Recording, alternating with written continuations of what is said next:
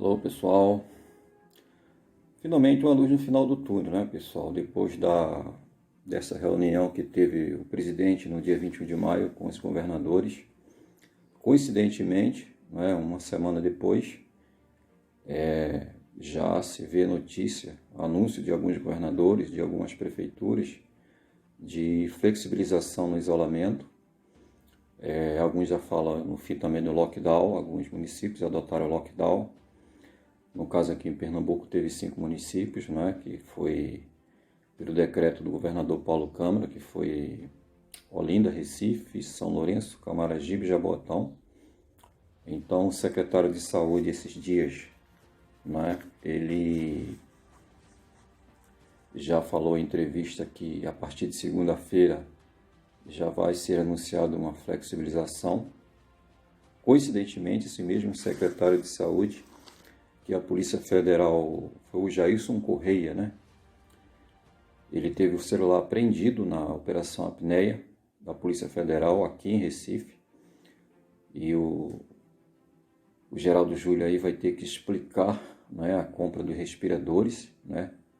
Uma empresa que tinha faturamento, cuja sede era em São Paulo, que teve um faturamento tinha um faturamento médio de R$50 mil, né? Chamado um faturamento social, né? De R$50 mil e teve um contrato de cerca de R$11 milhões. Então, algo muito desproporcional que chamou a atenção do Ministério Público Federal, que está no caso, junto com a CGU, que é a Controladoria Geral da União, e a Polícia Federal.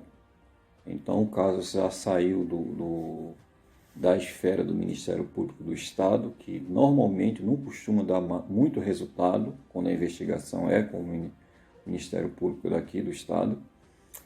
Então é o Ministério Público Federal que está no caso, CGU e Polícia Federal. O nome da operação, Operação Apneia.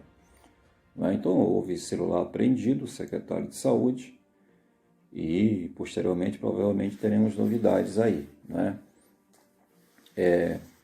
Vale salientar que nessa reunião, falada inicialmente, foi no dia 21 de maio, os governadores basicamente foram pedir dinheiro, né, fizeram a festa do boi no início da pandemia, né, foram amparados pela Lei 13.979, se salvo não me engano, se estiver errado vocês me corrijam, que foi a lei que o Congresso aprovou para que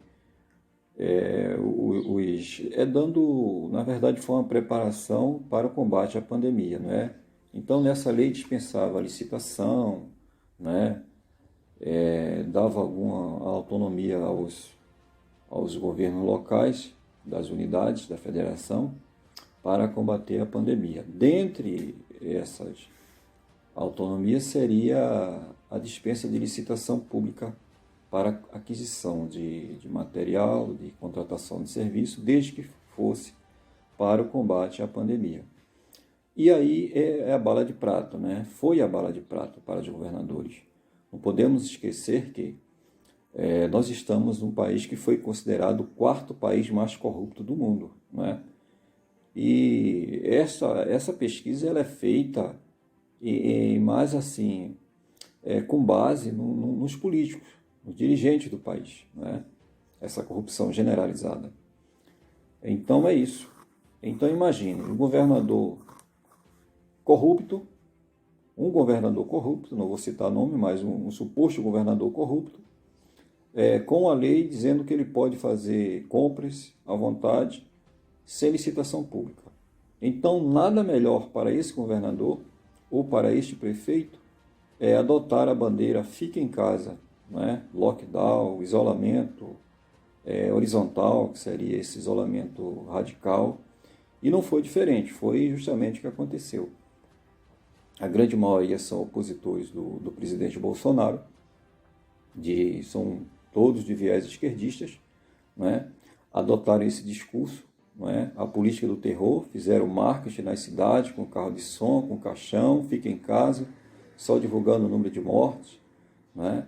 E causando pânico nas pessoas. Os governadores aqui, por exemplo, Paulo Câmara baixando decreto inconstitucional, né? Tirando o direito de ir e vir das pessoas, prendendo gente na praia, pessoas nas ruas, nas lojas, não é? Aquelas cenas bizarras que nós vemos aí na televisão, nas redes sociais, e gerou uma desconfiança, medo, pavor, não é? Pânico nas pessoas. E uma coisa no final de tudo isso é certa: esses políticos que adotaram essas medidas extremas, né, que nos sensibilizaram com o clamor popular, né, da classe média, dos pobres, de modo geral, que foram atingidos na sua economia, que empobreceram, né, que foram hostilizados por guardas municipais, por policiais militares, a mando do governador, esses líderes, esses governadores, eles perderam politicamente. Todos eles. Ronaldo Caiado, lá em Goiás, o governador do Mato Grosso, né, do Maranhão, aqui o Paulo Câmara, todos eles se enterraram politicamente. Né? Foi uma espécie de sepultamento. Dificilmente eles conseguirão ser reeleitos para qualquer coisa. Então esse foi o desfecho. E o Brasil saiu perdendo como um todo. Não é? O Brasil está agora debilitado economicamente. Não é? Para recuperar agora esse breakout econômico, isso vai demorar anos, não se sabe. Não é? E a gente pede a Deus que as coisas voltem à normalidade e que nós possamos voltar ao nosso trabalho, porque nós não temos dignidade sem trabalho, não é verdade? Então foi um erro e eles, claro, não vão assumir esse erro que tomaram, mas aproveitaram já que não tinham para onde correr, porque isso tinha que chegar ao final, né? O pico da pandemia tinha que chegar um dia. Segundo o Dr. Osmar Terra, o Dr. Anthony Wong, a imunologista Lisa Yamaguchi também, renomada imunologista lá de São Paulo, todos eles falam a mesma linguagem no sentido de que toda a pandemia, ou toda a epidemia, ela obedece a um ciclo natural, um padrão.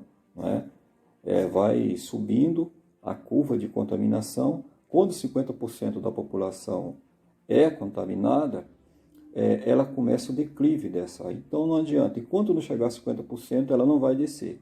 O que pode se conseguir com o isolamento horizontal é retardar, achatar essa curva. Mas aí você vai alongar o problema. E entrando no inverno, que segundo infectologista, esse vírus do Covid-19, ele se adapta mais no inverno. Então não foi uma ideia inteligente, porque nós estamos entrando agora no inverno. Né? Junho, julho e agosto é inverno. Então ter adotado o isolamento horizontal, na verdade, fez com que retardasse um pouco mais a curva, mas que atingisse o inverno, onde ele se adapta melhor. Mas cada região se comporta de uma forma diferente. Haja visto o Brasil é um país de dimensão continental, tem país quente, tem país frio, não é? E não se poderia adotar a mesma medida de norte a sul, como se fosse a mesma região. Então a Itália teve as suas peculiaridades, o vírus surgiu na China, lá em Wuhan. Na Itália teve a influência de muitos imigrantes que trabalhavam na indústria têxtil, né? e imigrantes chineses, né? Trabalham na indústria têxtil lá na Itália. Né? A média hereditária de lá da Itália, a população é bem mais idosa, tem muitos idosos, então a população muito mais vulnerável que a nossa. Então cada região tem suas peculiaridades. Nada disso foi levado em consideração por esses governadores. Né? Adotaram esse discurso, e a grande maioria mais por questões de interesses financeiros, para levar vantagem, dinheiro, licitação.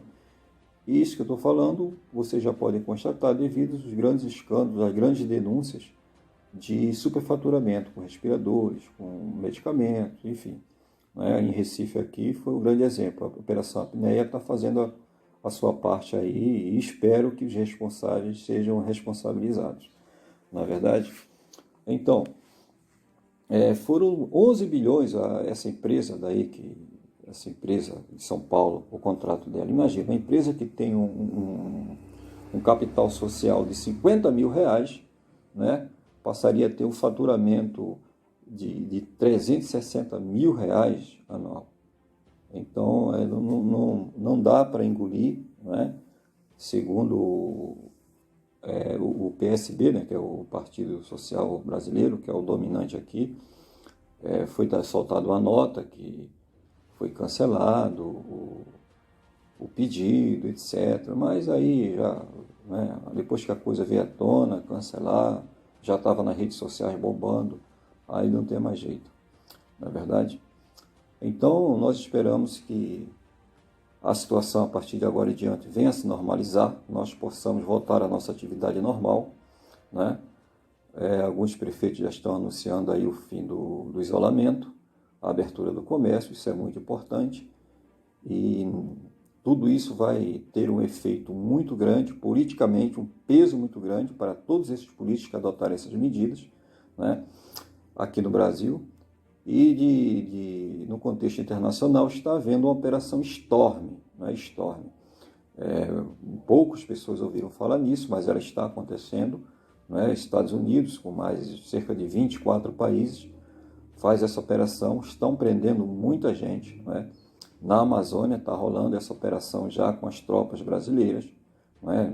Só que o nome da operação lá chama Verde Brasil ou Verde Brasil 2, alguma coisa assim.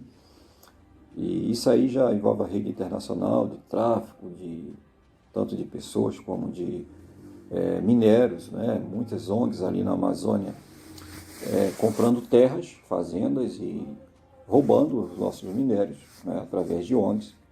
E tudo isso está sendo investigado e teremos novidades mais adiante.